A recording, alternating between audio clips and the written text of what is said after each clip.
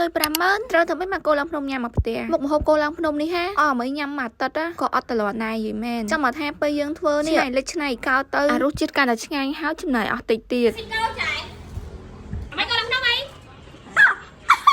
ហើយខ្ញុំនេះអ្នកអង្គអត់ថាលឿងឯណាមានគោឡើងភ្នំមកដឹងខ្ញុំសប្បាយចិត្តខ្លាំងមែនតើហ្មងជាមួយមកហូបមួយនឹងឥឡូវចាឲ្យ50000ទៅទិញបន្លែឥឡូវ50000ណាទិញគ្មានសល់ទេនិយាយមែនលុយដល់គ្រប់ដល់គ្មានលើសគ្មានខ្វះហើយជាមកទិញបន្លែដល់ផ្សារនៀកមាសហើយព្រោះខ្ញុំមកទិញហ្នឹងខ្ទង់ម៉ោង9ម៉ោង10ហើយអ្នកគ្នាពេលយើងទៅទិញបន្លែហ្នឹងអ្នកនៅផ្ទះគេបុកទឹកត្រីហើយស្រាប់អញ្ចឹងសារទឹកត្រីកោះកងខ្ញុំបុកហើយខ្ញុំថែមជីវ៉ាន់ស៊ុយពីលើមកតង់ទៀតនេះជួយគ្នាម្ដាយម្ចាស់ហើយក៏ថាបន្លែរួចរាល់ហើយអ្នកនៅផ្ទះច្រើនជាងហើយជួយគ្នាលឿនហើយសម្រាប់សាច់អ្នកផ្ទះខ្ញុំក៏ចូលចិត្តដាក់លក្ខណៈពងទាឲ្យច្រើនដើម្បីឲ្យវាមានទឹកនៅក្នុងសាច់ហ្នឹងមិនក្រអុយអ្នកផ្ទះខ្ញុំមកពងទាទាំងជុង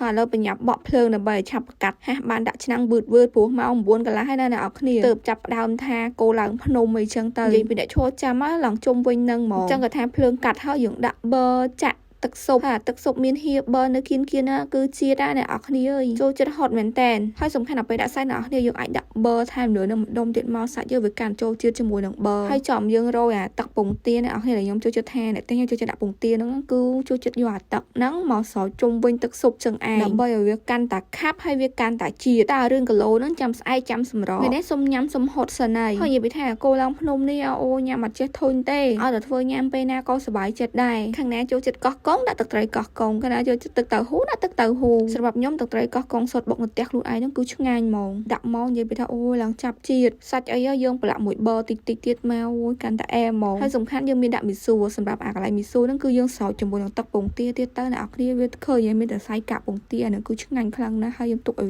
រីកបែបនេះដួសមកនិយាយពីអែមសែមសាហាវដាក់ទឹកជ្រក់2-3ស្លាបព្រាលើនឹងមកអូយហត់ឡើងបែកញើសខ្ចាយហ្មងចាំមកលើងាកឡើងមិនសតុំរោតាភ្លៀងទោះមិនភ្លៀងអត់តែសតុំអញ្ចឹងក៏នឹកឃើញតែរបស់ក្តៅលើឆ្នាំងអីបែបនេះដែរហើយដូចអ្នកនរគ្នាយើងនិយាយពីថាចកឹះច្រើនគូហើយកវត្តសាច់ចុះកវត្តសាច់ឡើងដើម្បីការពារឲ្យថាឆ្អិនដាក់ចូលចានរឿងខ្លួនហ្មងហើយយើងដាក់ពងទាច្រើនអញ្ចឹងអាពងទាខាប់លើឆ្នាំងហ្នឹងអូឆ្ងាញ់ណាស់តែអ្នកនរគ្នាញ៉ាំមិនដែរតែខ្ញុំគឺញ៉ាំបែបនេះហ្មងអូងាកថែមសាច់ងាកថែមទឹកស៊ុបងាកថែមប៊ឺហើយមិនភ្លេចទេអាទឹកពងទារោយជុំវិញឆ្នាំងឆ្ងាញ់ណាស់អ្នកនរគ្នាអើយខ្ញុំនិយាយមែនហើយសំខាន់ណាស់ខ្ញុំអត់បានដឹងទេដល់ឃើញវីដេអូចឹងមិនដឹងថាខ្លួនឯងក្តៅឡើងក្រហមថ្ពាល់អស់ហើយតែអត់មានឈប់ទេណានៅស៊ូញ៉ាំនៅហ្នឹងហ្មងសឹងថាពេលញ៉ាំហ្នឹងអត់តនិយាយគ្នាអីទាំងអស់ញ៉ាំសិនចាំពេលរឿងឆ្អែតចាំយើងចាប់ផ្ដើមវើតែពេលដំបូងគឺនាំគ្នាបុកគ្រប់គ្នា